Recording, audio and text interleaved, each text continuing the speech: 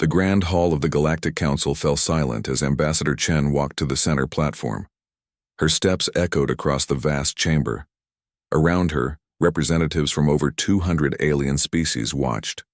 Some looked curious, others seemed bored, and a few showed clear dislike on their faces. Chen stood tall despite being shorter than most aliens in the room. Her simple blue uniform with the Earth emblem stood out among the colorful fancy clothes of the other species.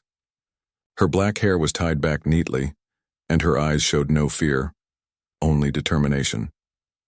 "Honorable members of the Galactic Council," she began, her voice clear and strong. "For 300 years humanity has been part of this alliance. We joined with hope, excitement, and goodwill. Today, with great sadness, I announce that Earth and all human colonies are leaving the Galactic Council." Whispers and surprised noises filled the room. The Arcturian High Chancellor, a tall, blue-skinned being with 4 arms, raised his upper limbs for silence. "Ambassador Chen," he said, his voice deep and full of fake concern. "This is very sudden. What has caused Earth to make such a hasty decision?" Chen looked directly at him. "This decision is not hasty, Chancellor. It comes after years of being ignored, undervalued, and dismissed. The Council has treated humans as lesser members since we joined." "That is simply not true," said the Xerxian representative, her feathers puffing up in anger. "Humans have the same rights as all junior species." "And that's exactly the problem," Chen replied. "After 3 centuries, we are still called a junior species. Our technology is called primitive. Our ideas are called simplistic. Yet when crises happen, you call on humans to fix them." She looked around the room, making eye contact with several representatives who shifted uncomfortably in their seats. "When the plague of Sirius threatened this galaxy, it was human doctors who found the cure. When the Vex pirates attacked your trade routes, it was human ships that fought them off. When the Krull Empire wanted war, it was human diplomats who negotiated peace." The hall was completely silent now. Chen continued, her voice growing stronger. 2 weeks ago, we came to this council with evidence that the Voidborn are preparing to invade the Tau Ceti colony. We showed you the signs, the patterns, the proof. And what did this council do? The Chancellor cleared his throat. "We reviewed your evidence and found it lacking. You dismissed it as human paranoia. You said, and I quote, 'Humans see threats everywhere because they evolved as prey animals on a dangerous world.'" Chen's eyes flashed with anger now. "You insulted our intelligence and ignored a real danger to not just humans but all species." She unpinned the Earth emblem from her uniform and placed it on the central table. "Humanity no longer asks for the Council's help. We will defend Tau Ceti ourselves. And we will no longer provide our unique skills to a council that treats us with such disrespect." The Meranthi representative, a feline-like creature with spotted fur, jumped to his feet. "You cannot do this. Your people maintain our communication networks, your soldiers protect our borders, your doctors work in our hospitals." Chen nodded. "Yes, and perhaps you should have thought about that before treating us like useful pets rather than equal partners." The council chamber erupted into chaos. Representatives shouted questions, demands, and threats. The Chancellor banged his ceremonial staff for order, but the noise only grew louder. Through the commotion, Chen walked steadily toward the exit. At the door, the Doraxian ambassador, one of the few aliens who had always treated humans with respect, stopped her. "Ambassador Chen," the small green being said quietly. "Reconsider, please. The Council needs humanity, even if many here are too proud to admit it." Chen's expression softened slightly. "Perhaps one day we can build a new relationship, Dorax. But it will be as equals, not as servants." Within hours, the news spread across the galaxy. Human ships everywhere prepared to leave Council space. On thousands of planets and stations, humans packed their belongings. Doctors left hospitals. Engineers left power plants. Scientists left research centers. Soldiers left their posts. The mass exodus happened faster than anyone expected. Human ships formed convoys protecting civilian vessels as they headed toward Earth-controlled space. Some alien officials tried to stop them, even threatening to use force. But the humans had planned carefully.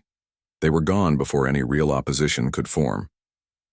On the Council's central communication station, Technical Director Patel worked his final shift.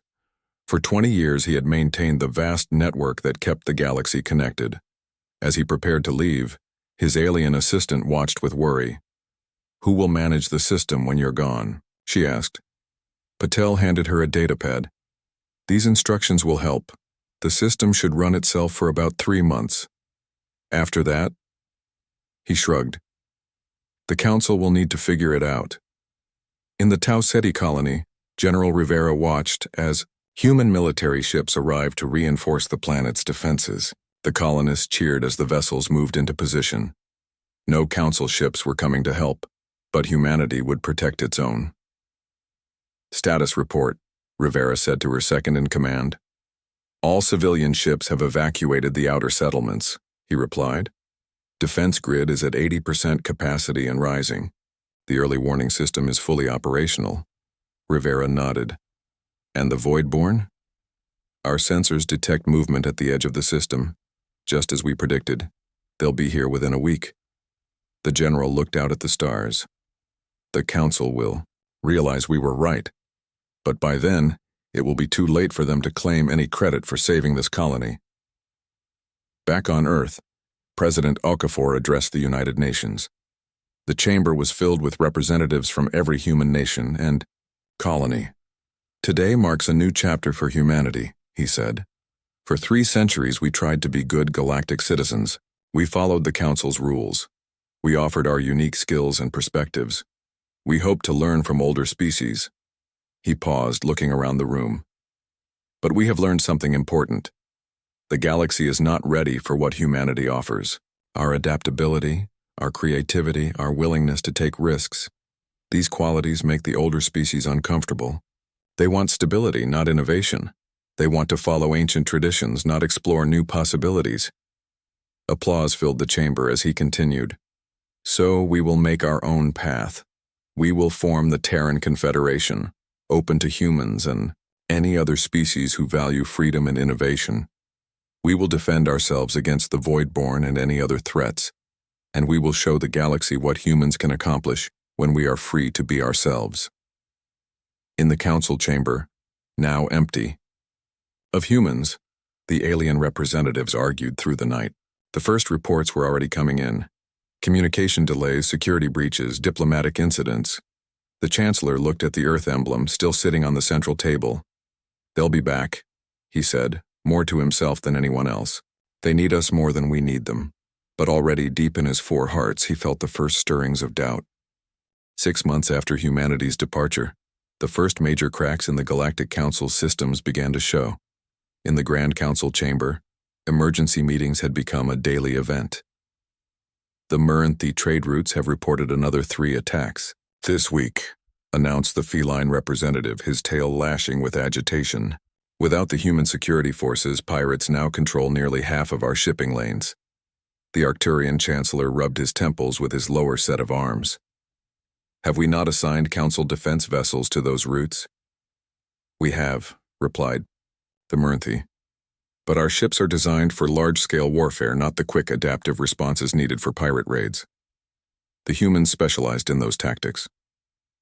Across the chamber, the Elzari medical director stood, her crystalline skin reflecting the chamber's lights. "The medical crisis is even worse. Our latest treatments for the Cascade disease are failing. For years we used human immune system components as a base. Without them, we've lost our most effective medicines." The Chancellor's blue skin darkened with frustration.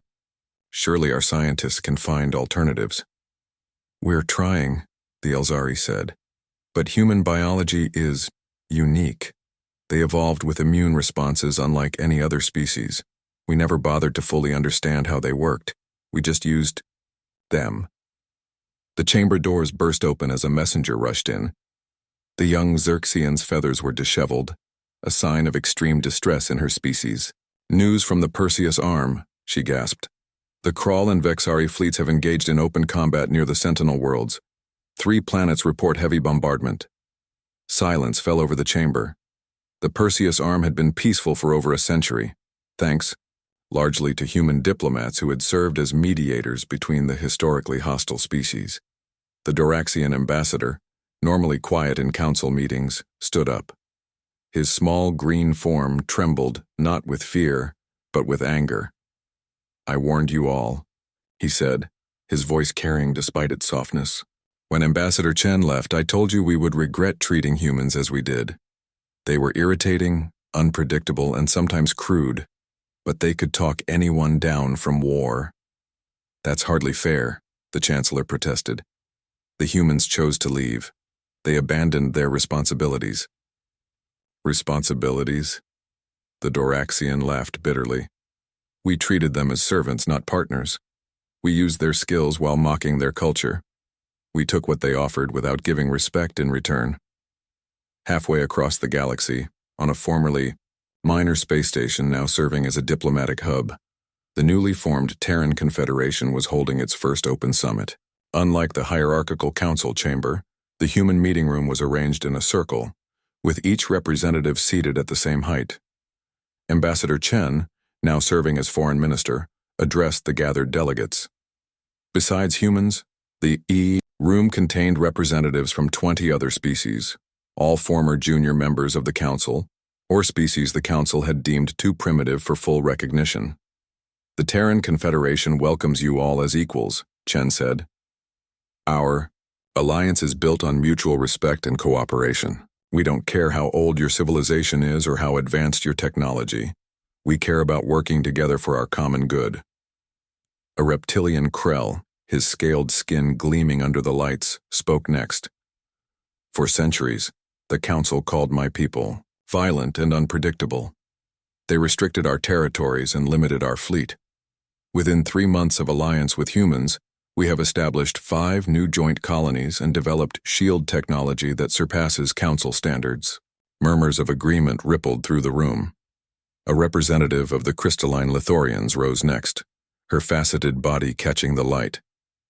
"My people were deemed semi-sentient resources by the council," she said, her voice musical. "They mined our young for components in their quantum computers.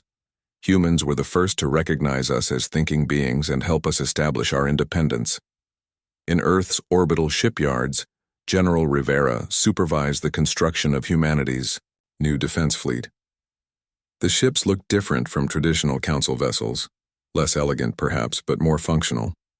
Where council ships favored symmetry and standardization, human vessels varied widely in design, each specialized for specific purposes.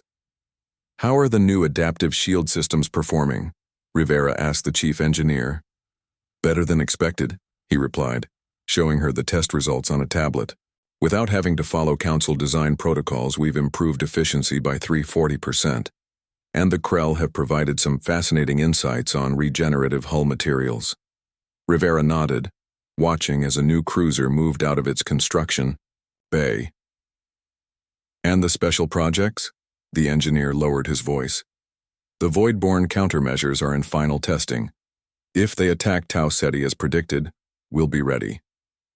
Back in council space, the first refugee ships began arriving from the Perseus Arm.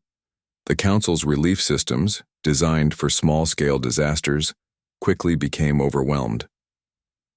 On the central medical station, Dr. Lakshmi's office sat empty, her human medical team long gone. The Elzari doctors struggled to process the flood of injured and displaced people. "We need more beds, more supplies, and more staff," the head doctor told the council representative. "For years, the human medical teams handled crisis response. Without them, our systems weren't designed for this scale of emergency." The council representative looked helplessly at the rows of injured aliens waiting for treatment. "I'll request more resources, but with the communication network degrading, I'm not sure when help will arrive." The communication network, once the pride of the council, had become increasingly unreliable. On the central hub station, a team of Xerxian technicians huddled around the main control panel. "I don't understand," said the lead technician, her feathers drooping with exhaustion. "We followed all the human maintenance notes, but the system keeps failing in new ways." Her assistant studied the complex code scrolling across the screen. "It seems the system requires constant adjustments, small, creative fixes that weren't documented in the official procedures. The humans were making these changes daily, adapting to new problems as they appeared. But that's not how technology should work, the lead technician protested. Systems should follow established protocols. Perhaps, the assistant said quietly. That's why human technology always seemed strange to us. They built systems that required human intuition, not just to create but to maintain. In a distant sector, a council diplomatic vessel approached a space station flying the new Terran Confederation flag. The council diplomat, a veteran negotiator, felt uncharacteristically nervous. For centuries, the council had dictated terms to others. Now, for the first time, they were coming as supplicants. On the ship's view screen, a human face appeared. This is Terran Confederation Outpost Delta. Please state your business. The council diplomat cleared his throat. I am Ambassador Zorl of the Galactic Council. I request a meeting with your leadership regarding... He hesitated. Regarding the void-born threat to council space. The human officer's expression didn't change. The same void-born threat that the council dismissed as human paranoia 6 months ago? Yes, the ambassador admitted. Recent events suggest that the human assessment was correct. We seek information and possibly assistance. After a long pause, the human nodded. Permission to dock granted. Be advised, Ambassador. You're no longer speaking to junior members looking for approval. You're requesting help from equals. As the council ship docked, the ambassador looked out at the bustling station. Human ships moved alongside vessels of species the council had long ignored. Together, they were building something new. Something that somehow seemed more vibrant, more innovative, and possibly more powerful than what the council had created in thousands of years.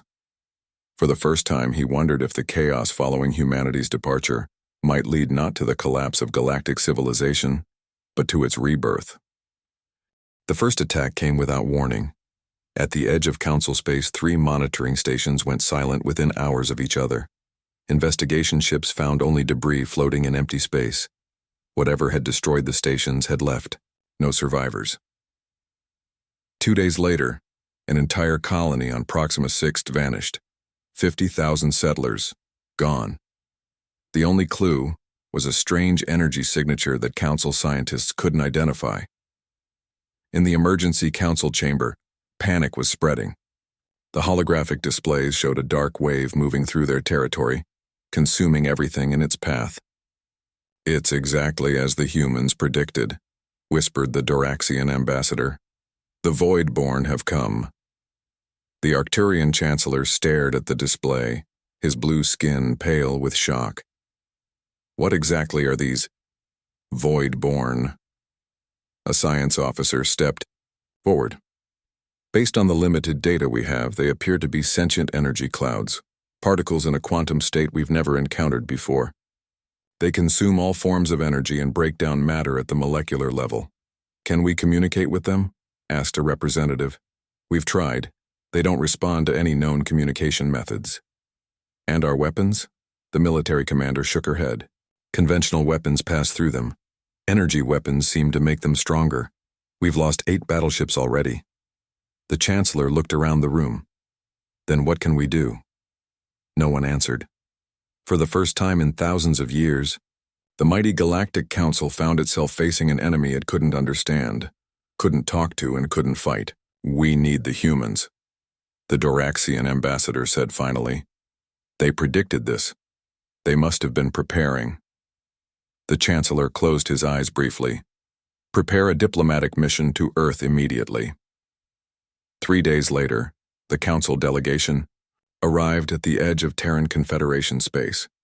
Their ship was met by a human patrol vessel, sleeker and more heavily armed than any human ship they had seen before. Council vessel, came the transmission. State your business. We are a diplomatic mission, replied the lead ambassador. We request an audience with the Terran leadership regarding the Voidborn crisis. After a long pause, follow our escort coordinates. Any deviation will be considered hostile action. The escort took them not to Earth, but to a massive space station, orbiting Jupiter. As they docked, the council delegates stared in amazement. The station was like nothing they had seen before. A blend of human design with Krell armor plating, Lithorian crystal power nodes, and technology from a dozen other species. Admiral Okonkwo met them in a simple conference room. He was a tall man with dark skin and gray hair, his uniform bearing the new insignia of the Terran Confederation. "So," he said, looking at the council delegates, "the Voidborn have arrived, exactly when and where we predicted." The lead ambassador nodded uncomfortably. "We admit that the council misjudged the situation. We now face an existential threat. Our reports indicate 17 worlds lost already, with millions of casualties." Okonkwo's expression remained neutral. "And what does the council want from us?" "Help," the ambassador said simply. "We offer immediate reinstatement of all human worlds to the council, with full senior member status and privileges." For a moment, Okonkwo was silent. Then he stood. "Follow me." He led them through the station to a massive hangar bay. Inside were hundreds of ships unlike anything the council had ever seen. Workers from dozens of species moved among them, making final adjustments. "We've been building defenses since we left," Okonkwo explained. "Not because we wanted war, but because we knew what was coming." "How?" asked a council scientist. "How could you be so certain?" "Pattern recognition," replied Okonkwo. "Something many of your species seem to lack. We tracked energy anomalies, stellar disruptions, and quantum field fluctuations across 100 light years. The evidence was clear to us even if the council dismissed it as human paranoia." He stopped beside a ship larger than the others. Its hull was dark, absorbing light rather than reflecting it. "This is the Defiance," he said. "Our first Voidborn hunter. We've built 20 like it, with more coming off the assembly lines every day." "You designed ships specifically to fight the Voidborn?" The council military officer couldn't hide her surprise. "Of course, we've been studying them for years." Okonkwo turned to face the delegates directly. "Your request to rejoin the council is denied. Humanity will not return to a system that ignored our warnings and treated us as inferiors." The lead ambassador paled. "Then you'll let us face the Voidborn alone? Billions will die." "We didn't say we wouldn't help," Okonkwo replied. "We will fight the Voidborn because innocent lives are at stake. But we will do so as the Terran Confederation, not as council members." Back on the council's central world, the news of humanity's response spread quickly. Some were outraged at the rejection of their generous offer. Others were simply relieved that help was coming. The Duraxian ambassador watched the preparations from his office window.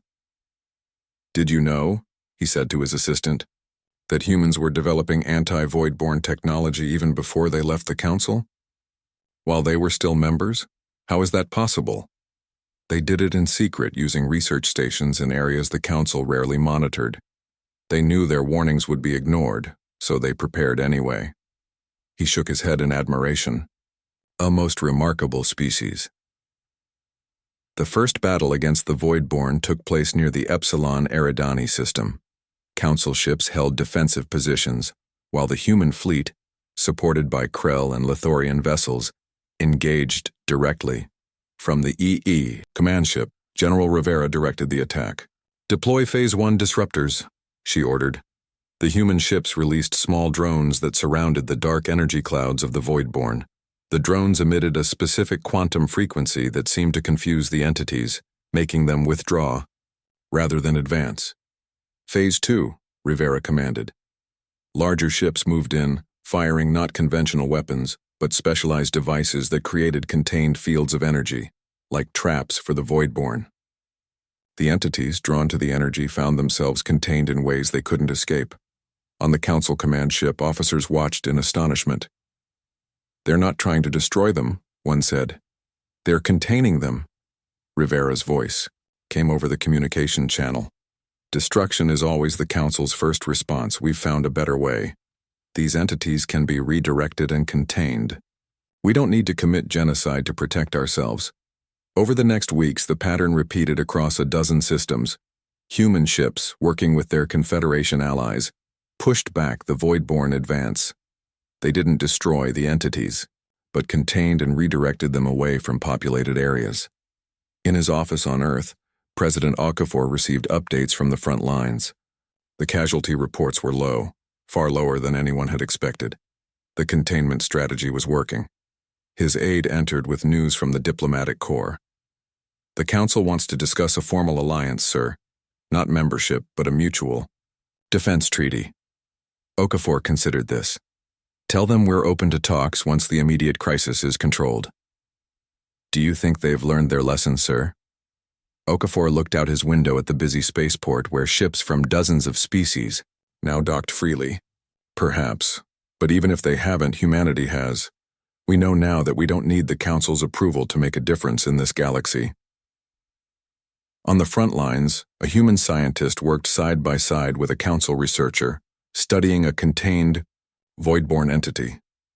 Despite their differences, they found common ground in their curiosity.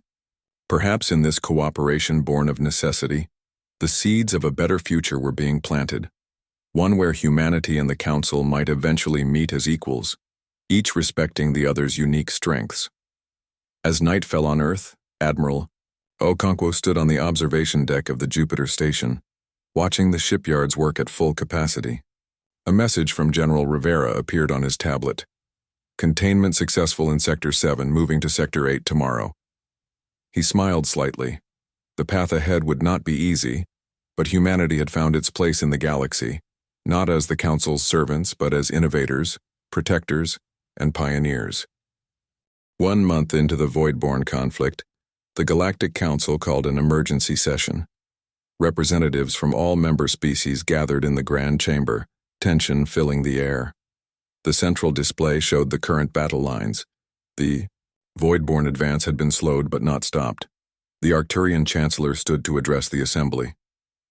"The human forces have managed to contain the Voidborn in several sectors, but they cannot cover all our territory. We must contribute more to this fight." The Xerxian military commander raised her feathered arm. "Our conventional forces are ineffective against these entities. We've lost 37 capital ships with nothing to show for it." "Then we must adapt," said the Chancellor. "Learn from the human methods." A ripple of discomfort moved through the chamber. The idea of adopting human tactics was still strange to many council members.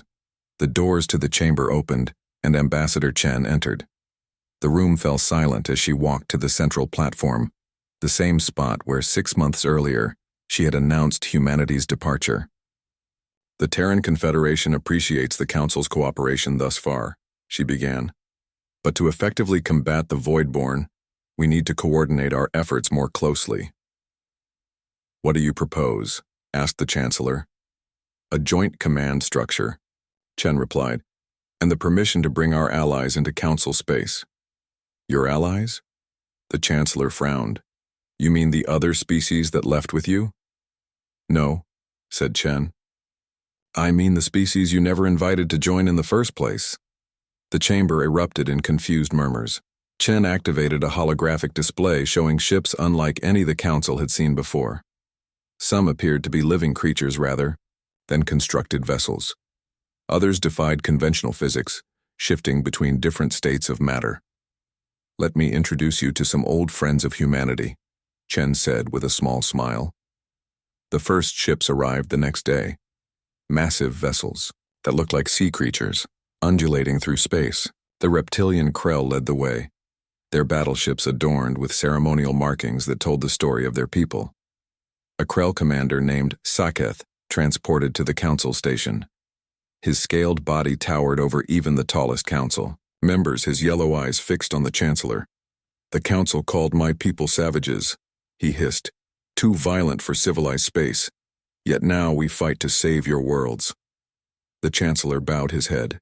"The Council acknowledges its misjudgment," Saketh grunted. "Words. But the humans gave us actions. They traded fairly. They respected our traditions. They saw strength where you saw only threat." Next came the crystalline ships of the Lithorians, catching and reflecting starlight in dazzling patterns.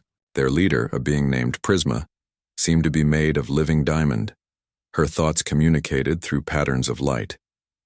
"We were resources to you," she said to the council representatives, her voice musical and strange. To humans, we were people. Most surprising were the cloud-like vessels of the Nyx Collective, a hive mind species the council had classified as a natural phenomenon rather than a sentient race.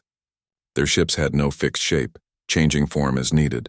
The Nyx spokesperson interfaced with the station's computers to communicate. Humans recognized us as thinking beings. You saw only atmospheric disturbance. We fight with humans because they see truth. On the command station, Admiral Okonkwo coordinated the combined forces. The Krell ships took frontline positions, their natural armor resistant to voidborne attacks. The Lithorians provided power amplification, boosting the effectiveness of containment fields. The Nyx served as scouts, their cloud-like nature allowing them to approach voidborne entities without being detected. A council officer watched in amazement. These species, they complement each other perfectly. That's the point, Okonkwo replied. Humans have always understood something the council forgot long ago. Diversity is strength. Different perspectives find different solutions. The battle for the Rigel system became the turning point in the war. The Voidborn concentrated their forces there, perhaps sensing the strategic importance of the junction of three major trade routes. Human ships formed the core of the defense, supported by Krell boarding parties specially trained to operate the containment devices. The Nyx Collective created a tactical network, sharing information instantly across vast distances. Council ships provided support where they could, though many commanders struggled to adapt to the unconventional tactics. From her command ship, General Rivera watched the battle unfold. Status on Containment Field 7? She asked her second-in-command. Holding at 80%, he replied. The Lithorian crystal amplifiers are working better than expected. Rivera nodded. And the Council fleet? Following our lead, though, somewhat reluctantly. On the main view screen, a massive void-born entity, larger than any they had seen before, approached the defensive line. It absorbed smaller entities as it came, growing stronger. All ships fall back to secondary positions, Rivera ordered. Deploy the Phase 3 device. A small, unassuming ship moved forward. From it, a single probe launched toward the massive void-born entity. When it reached the dark energy cloud, it emitted not a containment field, but a complex pattern of quantum signals. For a moment, nothing happened. Then the void-born entity stopped its advance. The energy cloud shifted, pulsed, and then slowly took on a roughly spherical shape. It's working, whispered Rivera's second-in-command. It's actually responding. Not just responding, Rivera said. Communicating. The news spread quickly through both Confederation and Council forces. For the first time, contact had been established with the Voidborn.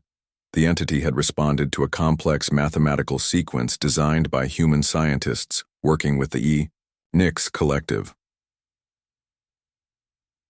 On the Council flagship, the Chancellor watched the events unfold with a mixture of relief and confusion. They're trying to talk to it, rather than destroy it, he asked. The Duraxian ambassador, who had joined the flagship as an advisor, nodded. Humans have always sought to understand before they destroy. It's one of their stranger qualities and perhaps their most valuable. Back on Earth, scientists worked around the clock to develop the communication system further. Dr. Lakshmi led the team, collaborating with experts from 24 species.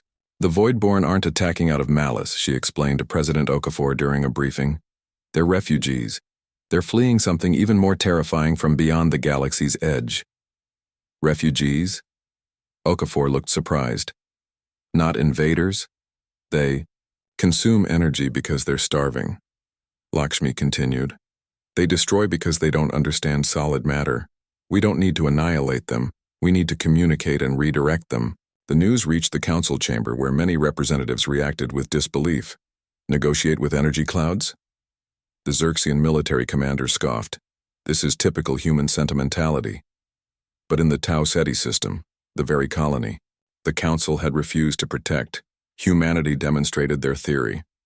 A massive quantum translational field established true two-way communication with the Voidborn Collective. The entities, when properly communicated with, revealed they could be directed to uninhabited systems with energy sources they could consume, without harming sentient life.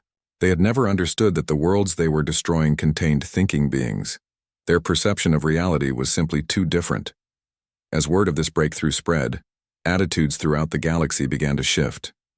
The Voidborn, once seen as an unstoppable enemy, were revealed to be simply another form of life trying to survive.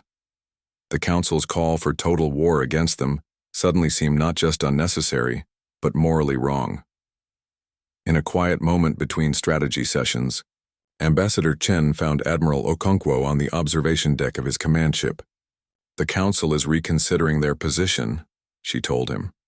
"Some are even suggesting that humans should lead the diplomatic efforts with the Voidborn." Okonkwo looked out at the stars. "We didn't leave to take over leadership," he said. "We left because we needed freedom to be human, to try new approaches, to make mistakes, to follow intuition alongside logic." Chen nodded. "And in doing so, we may have saved more than just ourselves." Across the galaxy, a new understanding was dawning, not just of the Voidborn, but of humanity's unique role in the cosmic community. They were not the most advanced species, nor the oldest, nor the most powerful. But in their creativity, their adaptability, and their willingness to see value in the different and the strange, they had found strength that the ancient council had forgotten. 2 months into the Voidborn conflict, Dr. Lakshmi stood before a combined council of Terran Confederation and Galactic Council leaders. The room was filled with representatives from dozens of species, all focused on the holographic display showing the collected data from Voidborn encounters. "Our analysis is complete," Lakshmi announced. Her dark hair was pulled back in a simple braid, her eyes tired but determined. "The Voidborn are not what we thought they were." She gestured, and the display changed to show the internal structure of a contained Voidborn entity.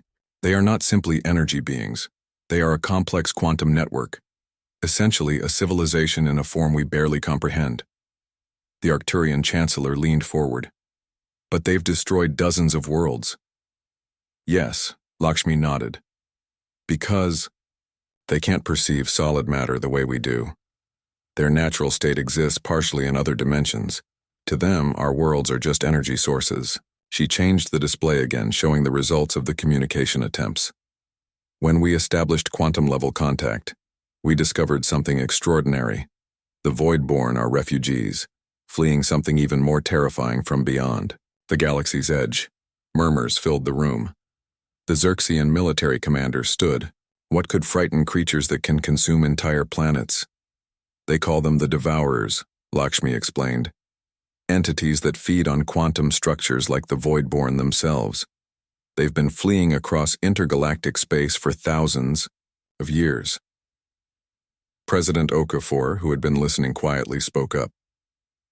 "So the Voidborn aren't malevolent. They're desperate. They consume energy because they're starving. They destroy because they don't understand solid matter life forms." "Exactly," Lakshmi said. "We don't need to annihilate them. We need to communicate and redirect them," the Arcturian Chancellor scoffed. "Typical human sentimentality. These beings have killed millions." "Not by choice," Admiral Okonkwo said firmly. "There's a difference between a predator and a refugee who doesn't know they're causing harm." The debate continued for hours. Many council species wanted to continue the war until all Voidborn were destroyed. The Terran Confederation, supported by their allies, argued for a different approach. Finally, President Okafor stood. "The Terran Confederation will proceed with our plan, with or without council support. We believe there's a better way, one that saves both our people and the Voidborn." In the Tau Ceti system, the very colony the council had refused to protect, humanity, began to implement their strategy. Engineers from a dozen species worked together to build a massive quantum translational field generator. It was the largest device of its kind ever constructed, requiring the power output of 3 stars to operate. General Rivera oversaw the final preparations. "Status report," she said to her chief engineer. "The generator is at 98% capacity," he replied. The Lithorian crystal matrix is stabilizing the field better than we expected. The Nix Collective is standing by to help manage the communication protocols. Rivera nodded. And the Voidborn? A large group is approaching, just as we planned. They appear to be following our energy signature. Rivera took a deep breath. This is our one chance to prove there's a better way. Begin the sequence. The massive generator activated, creating a field that extended across half the star system. Unlike the smaller containment fields they had used before, this wasn't designed to trap the Voidborn, but to create a space where communication was possible, on a much larger scale. As the Voidborn entities entered the field, they began to change. Their chaotic energy patterns became more organized, taking shapes that almost resembled massive, floating creatures. Through the translation matrix, their thoughts became accessible. Pain, hunger, fear. The first messages were simple, primal, emotions. Dr. Lakshmi, monitoring from the control center, adjusted the field. We're getting through, but the translation isn't perfect. Let's try the harmonic adjustments. The field shifted, and suddenly the communication became clearer. We did not know. Living beings. Solid but alive. Different perception.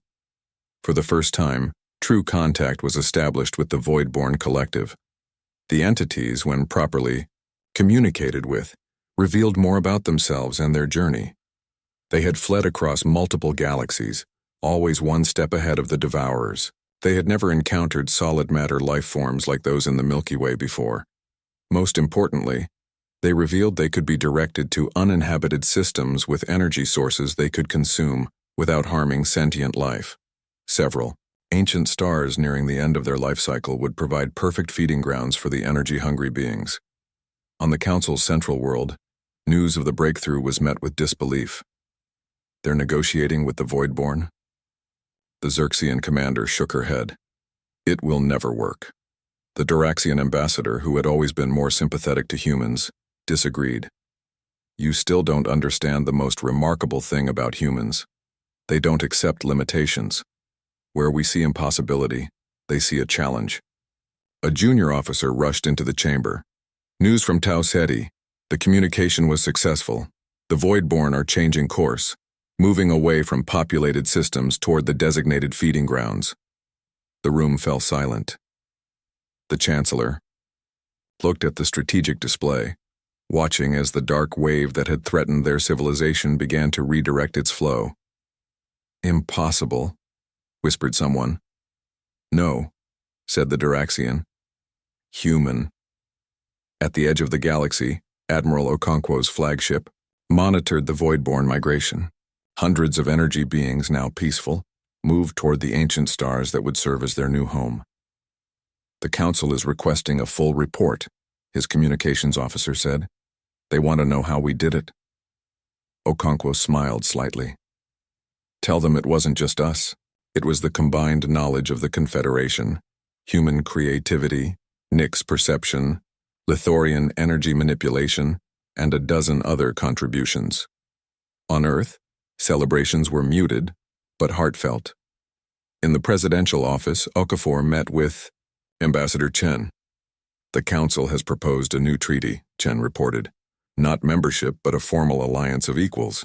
And what do they want in return? Okafor asked. Access to our communication technology, training for their diplomats, joint research projects. Chen smiled. They're asking for our help, as partners rather than subordinates. Okafor looked out, at the stars visible through his window. Progress, then. Yes, Chen agreed. But there's something else. The Voidborn shared information about these Devourers. If they're real, and if they follow the Voidborn to our galaxy, then we'll face a threat greater than anything we've encountered, Okafor finished. Not just to us or the Council, but to all life forms. Chen nodded. The Voidborn believe the Devourers will arrive within 5 years. Then we have work to do, Okafor said firmly.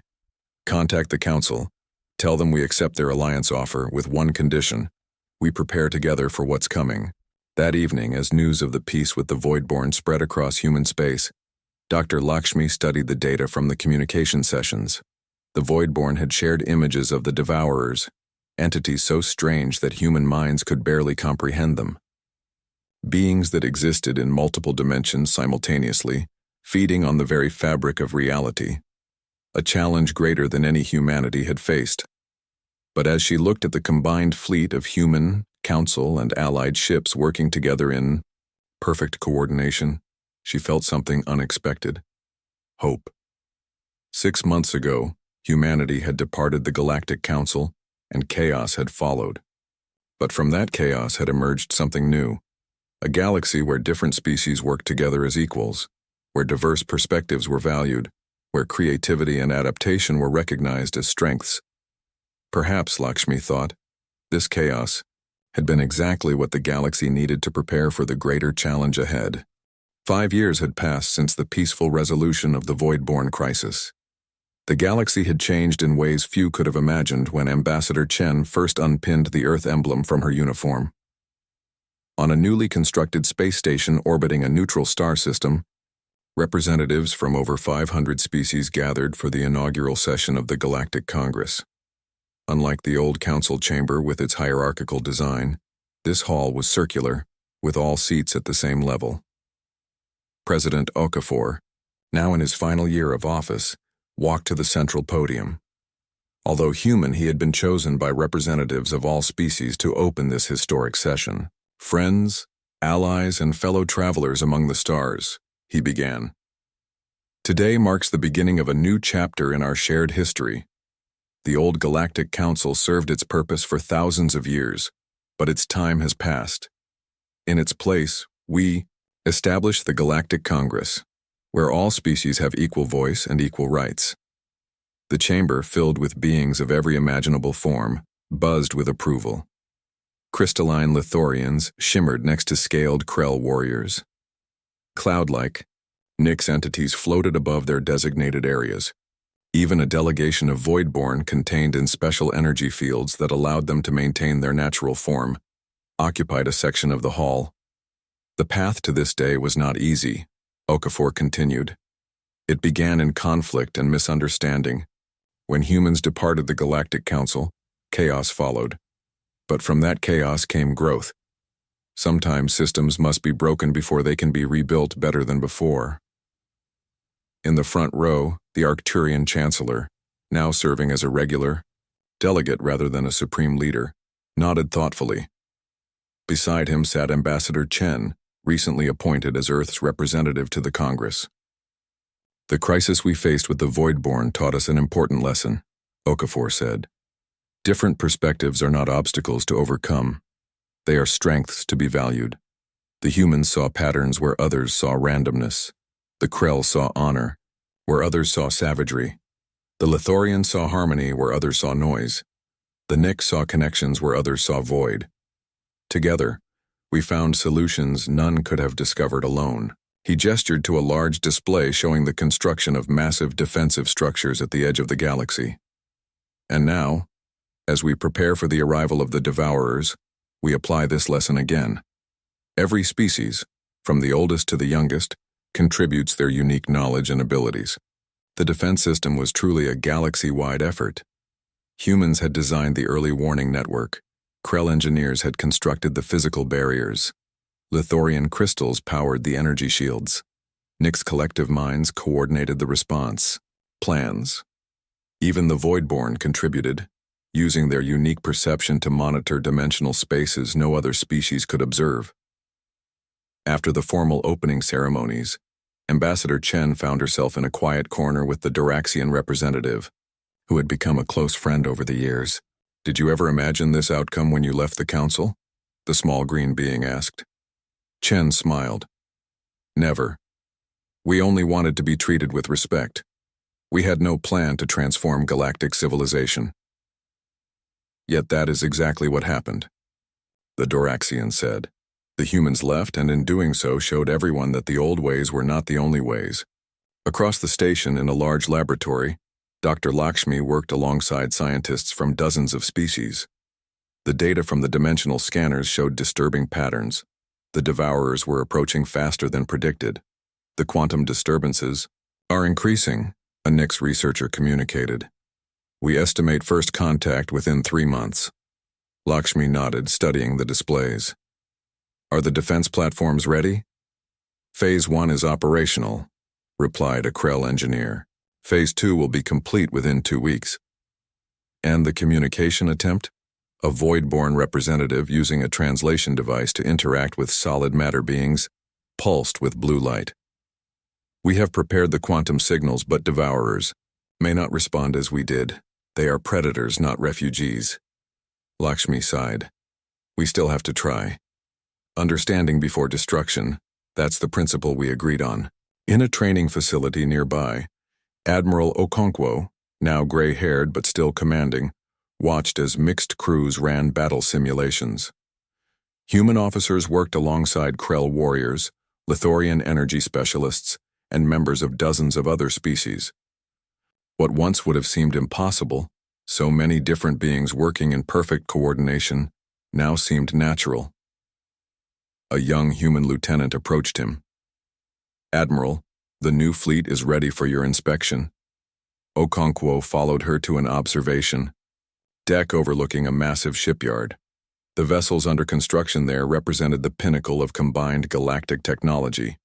Faster, stronger, and more adaptable than anything any single species could have created alone. They're beautiful, Okonkwo said. Yes, sir, the lieutenant agreed. The council would never have allowed such designs. Too many innovations, too many breaks from tradition. Okonkwo smiled slightly. The council feared change. We embraced it. That has made all the difference. That evening, a smaller gathering took place in President Okafor's quarters. The leaders who had guided their people through the Voidborn crisis shared a meal together, celebrating their successes and preparing for the challenges ahead. A toast, said the Arcturian, raising a glass of iridescent liquid. To the humans, who taught us all that leaving can sometimes be the beginning, rather than the end, Chen raised her own glass. And to the council, whose rigid traditions finally forced us to find a better way. The Krell commander, Saketh, grunted in agreement. When humans departed the Galactic Council, chaos followed. But chaos brings opportunity, for those brave enough to seize it. As the night progressed, President Okafor stepped away from the gathering to look out at the stars. In just 3 months, those stars would be the backdrop for a battle unlike any the galaxy had ever seen. The Devourers were coming. Entities that threatened not just one species or another, but the very fabric of reality in their galaxy. Yet, Okafor felt strangely calm. 5 years ago, humanity had stood alone, rejected by the council it had served for centuries. Now they stood with hundreds of allies, each bringing their unique strengths to the coming fight. Ambassador Chen joined, him at the window. Worried about the Devourers? She asked. Concerned, Okafor replied, but not afraid. Look what we accomplished when we stopped trying to make everyone follow the same rules. Look what we built when we started valuing differences instead of fearing them. Chen smiled. We didn't leave to rule the galaxy. We left because we needed the freedom to be human. And in doing so, we helped everyone else find the freedom to be themselves. Okafor finished. If that's the legacy of our departure, I can think of none better. Across the known worlds, preparations continued. Ships patrolled, scientists worked, and ordinary beings of all species lived their lives under the protection of a new order. One, built not on hierarchy and tradition, but on respect and cooperation. Throughout the galaxy, a saying had emerged, repeated in 1,000 languages on 1,000,000 worlds. The humans left so we could all advance. It was a fitting epitaph for the old council, and a promising beginning for what was to come. Whatever the Devourers brought with them, they would face not a divided galaxy clinging to ancient ways, but a united one embracing new possibilities, all because humans had been brave enough to walk away and find their own path among the stars.